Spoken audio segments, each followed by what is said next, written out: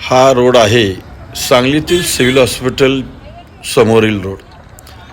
या रोडवरील हे पहिलं झाड बघा. हे कित्येक वर्षापासून हे झाड आहे. या झाडाला कितीतरी वाहनं धडकतात. हे पहिलं झाड तुम्ही बघितलं, पण ह्या झाडाला जी दुखापत होते, ही झाड किती रस्त्यावर आहेत तुमच्या नजरेनं बघा. महानगरपालिकेचा बागा विभाग याकडे मात्र दुर्लक्ष करतो.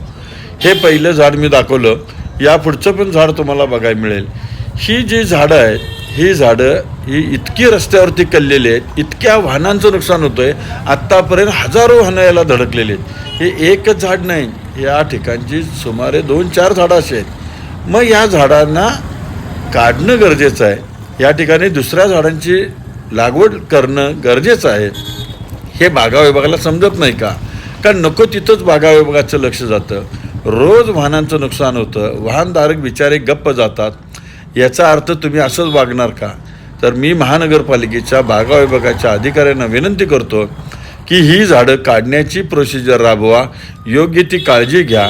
वाहनांचं अशा प्रकारे नुकसान होतं, हे होऊ नये याची दक्षता घ्या आणि ती दक्षता आपण घ्याल ही अपेक्षा मी करतोय.